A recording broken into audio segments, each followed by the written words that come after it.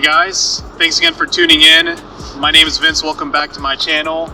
And as you guys have probably already watched, we had like a more kind of casual conversation with Jose and his Supra. So here it is again, kind of a little bit more familiar format as you guys are used to. But enough about that. Let's go ahead and reintroduce the owner of this beautiful See You Later gray Supra, Jose. So take it away. Thanks, Vince. I mean, I know we touched on a few things already in conversation. We've been talking for a whole day, but like to cover most people's probably, I don't know, anticipation or their questions or what ifs or whatever the case may be. The easiest way for me to put it is you've never driven something like this. Not many of us have driven the fancy sports cars, high-end cars, and Aston Martin we saw yesterday, stuff like that. Yeah.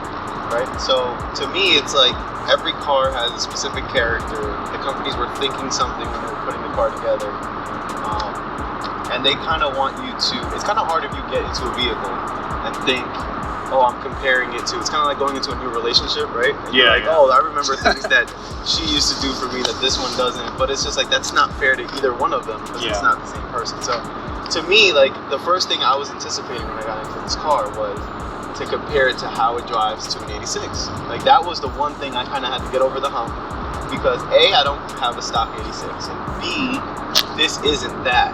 So to compare it to that is unfair. But then again, to compare it in the other direction, you know, to get behind an Aston Martin and compare it to this is unfair to the Aston Martin. So I feel like you need to kind of let everything go when you purchase a new vehicle because you're hoping you like it, right? If you didn't test drive it, you bought it for some other reason that wasn't the way it drove because obviously if you didn't test drive it, you didn't care how it drove. Right.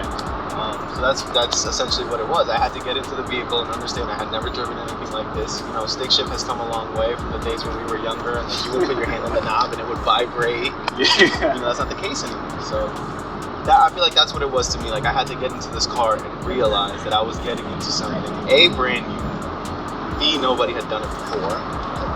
And kind of let go of expectation. And the minute you let go of expectation in the Supra, it wins your heart over.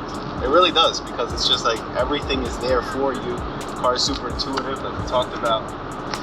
So it almost knows what you want to do, when you want to do it, how you want to do it. And it's kind of hard to not like a car that thinks for you. And oh, by the way, if somebody wants to show up on the highway, you're going to be right there with them. Or in your case, probably leave them behind. You know? So I mean, tell me about like, I guess just how you feel driving it, you know. Now that you understand, you're one of those few folks who owns something like this and understands what the car is. How does it feel like just driving it, especially in this beautiful, beautiful countryside? We take this stuff for granted. So I appreciate people like you coming around and reminding us that you don't get to see stuff like this every day. But so to be honest, as I've gotten progressively successful, that sounds a bit, you know, full of myself, but it's true. As I've gotten progressively successful and the cars have gotten progressively, whether it's faster or nicer or whatever the case may be, I guess it helped because when you go from T to a Scat Pack to a Supra, not that the power level is progressively going up, but the driving experience is definitely changing. Control and agility in a lighter vehicle is fun, but you know, you've always wanted that effect of like stepping on the gas and the car telling you like, hey, don't do that, don't play that game. You know, that's not something you want to do. So I've had multiple experiences in the Scat Pack where I'm like, oh, I'm a great driver, I got this, I know what I'm doing, and then I'll floor it and then the Scat Pack's tail end will kick out and I'm just like, all right, buddy, all right, you win. And the Supra's the same thing. So like I feel like when I get behind the Supra, with the Scat Pack, you know, because like the power's there, the weight's there, you feel it move, you feel that back end kind of pin to the ground and push you forward. But with the Supra, you're playing it on all four. You know, that weight distribution kind of kicks in and it shoots. And it says, all right, if you want to shoot forward, we're going to shoot forward. You might not like what happens after the fact. But so for me, I didn't go from an 86 to a Ferrari, a Lambo, an Aston Martin because I probably would have killed myself. You know, so. In this case, it's just like I like this. I like the driving experience. I like being able to have a manual back. Weight distribution power is great. So it's just like it's almost like I get ahead of myself, so I'll start flying down the highway, and then you'll hit a little bump, and you'll feel that back end kind of say, hey, like we're going really fast, just in case you didn't know. Yeah. And I like that, because that's what drivers like to feel. It's the fact that it's just like you're in control of the car, but the car can remind you that it's like, hey, we're not playing with the Hot Wheels anymore. It's a good way to put it. Right, this is real power. It moves, and like I have friends. I've driven in faster cars. I've driven in red eyes, cars that'll move, but then you throw in weight into the argument, and it's just like not all of us get the luxury of driving a GT3 RS all day. Cue the boat jokes and all that. We don't. Not all of us get to drive in things like GT3 RSs and Lambos that are light and fast. Like maybe one day, yeah, for sure. But like to get to a point where you're putting up numbers that you're doing and you're feeling it and you're shifting gears, like it's just a different experience. And like I'm not one to talk down on anybody. Any car you want, go out and get it. True car enthusiasts right here, guys. 2 rules: it's miles per gallon, not miles per gallon, and the car picks the driver doesn't pick the car. Damn, hell yeah.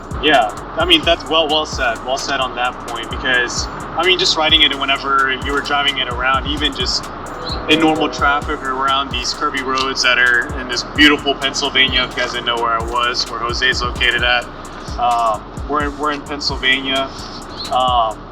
In those curvy roads, the car handled so well. It's like so planted, regardless of like the inputs that he gave the car. It did exactly what he wanted. So I mean, I'm seeing this from like my perspective. Once you start throwing mods into this, like it responds so well. So whether you guys are going to keep, or if you're in the market for it, or if you have a Supra that you just picked up, it's currently stock right now, the stock version is so much fun. And if you guys have actually had time to experience that, you'll see what I mean. But the car, as it stands right now, it's still plenty quick for the road. I'm sure you can attest to that. Responds very well, still planted, and then, like we were saying, if there's a bump, it's gonna remind you, hey, I'm here. If you want to have too much fun, to be like, hey, are you sure you want to do this? Right. But it'll respond to it. So, I mean, the way that you like explain it is just so very well said, because not many people can explain it like that. So, I guess like my last compares or drives with other vehicles and just appreciating it, what your plans are. I guess just tell me about like the cool stories that you have in your relatively short period of time having this beautiful, piece of art. So like I think you've noticed I don't do anything for attention. So I was lucky enough, we were actually lucky enough last weekend to have the car featured here at Cars and Coffee on the platform.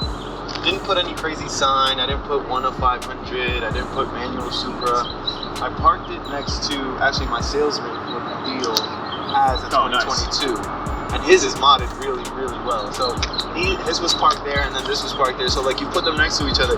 Alone the car looks great, but then you put it next to a modded Supra, and it's just like, oh, this fitment could have been a little better, So I put it up there. Didn't put any crazy signs. I left it parked there next to his. They were angled kind of like at a V, so they both had their own spotlight. And then I cracked the windows. It has that pretty cool like obtuse angle looking window. So I cracked it down to the crack on both sides. And I just left it there, and I kind of sat back away from the car, and I just watched people. And that was a great experience, because like everybody, for a long time, there was 2 big complaints about this car, right?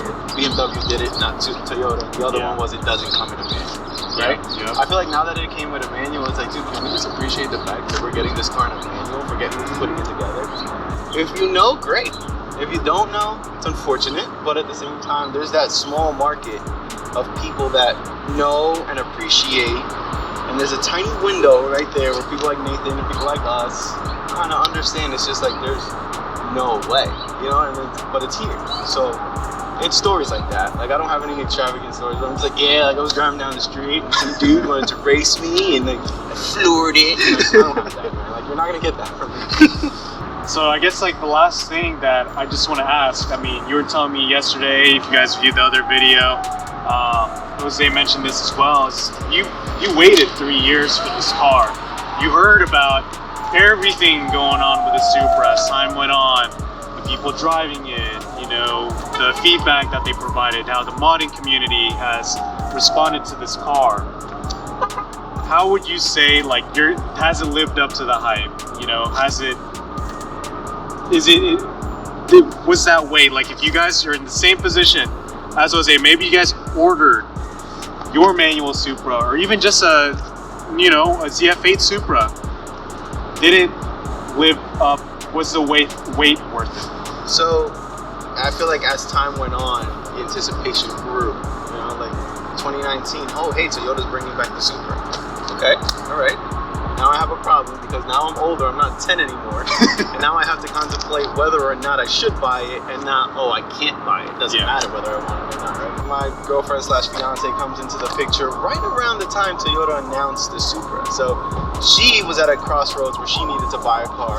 And I was like, well, what kind of car do you want? And she goes, I want a Challenger RT, black top package. Everything needs to be black. And I was like, you know what? You work hard enough. Go get your dream car. And all of a sudden that triggered in my mind where it's just like, hey, like, why don't we have our dream cars, you know? So to me, growing up, I told you, Brian O'Connor ruined me.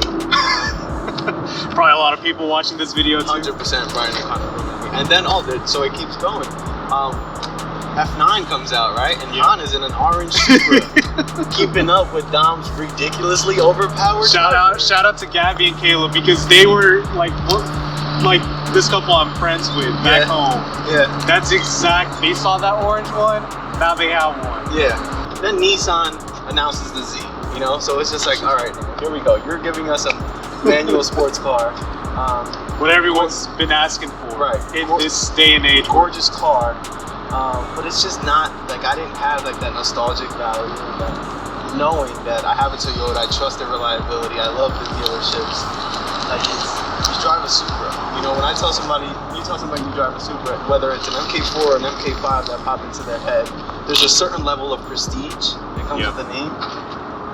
And I feel like that's what it was for me. So to me, it was 100% worth the wait. Would I have gotten an automatic had we not done the manual? Yes, I would have settled because I know the automatics are faster. And I know that at the end of the day, it's still a Supra. And if that's how we said, this is how Toyota decided to send off the Supra. I respect Toyota for what they did because they slapped their most popular namesake on a car, and they thought the car was deserving of the name. And if that's the case, hey, that's how you decided to send it out. I want in because I can, you know? So I'm glad I waited. Anybody who's waited for, if it was just that keeping you from the car, you got it. It's worth it. It lives up to the expectations.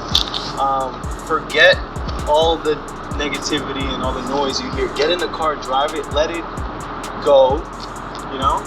And you're gonna realize that it's just like, man, like, they could have named this car anything and it would have been a great car. Yeah, Camry Coupe. Right. So I feel like, yes, I feel like it was 100% worth the wait, worth the anticipation. I'm glad it came across in a point in my life where I was ready to do it and I could do it. I'm glad I had a significant other who was very supportive. Well said. And I'm glad that you were able to pick it up because I remember you DMing me and I was like so out. I straight up told him, I had a screenshot on this video with like how the conversation happened, but I was like, dude, I will fly out there. Yeah. You know, check the car out because opportunities like this don't come so often for someone so like well-spoken such as yourself, who is a true car enthusiast that really appreciates the car for what it is, but is also not afraid to share it. That's very rare now, which is kind of sad to say, but whenever you meet someone like that who's like-minded, who really appreciates it and lets the world know, like, hey, you know, if I can do it, you can too. Hey, I'm down to have conversations like that, like what we're having now. So the way that you explained it so well, like I have to give you like props because I get comments like that all the time, mentioning the same exact points that you made, the way that you explained it. So if you guys are one of those people who was tuning into this video and, you know, commenting on the previous ones, hopefully Jose's experience basically kind of answers your question. If not, leave us a comment down below. Feel free to subscribe. Follow Jose on social media. I'll put his handle in the description box below. I'll put it here on the screen as well. But thanks again for letting me check out your beautiful ride.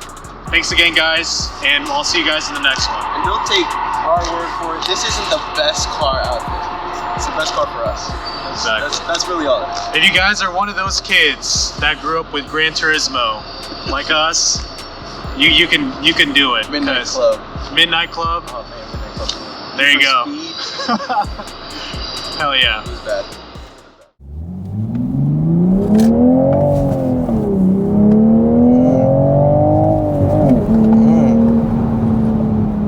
Woo, man. Jerks your neck, man.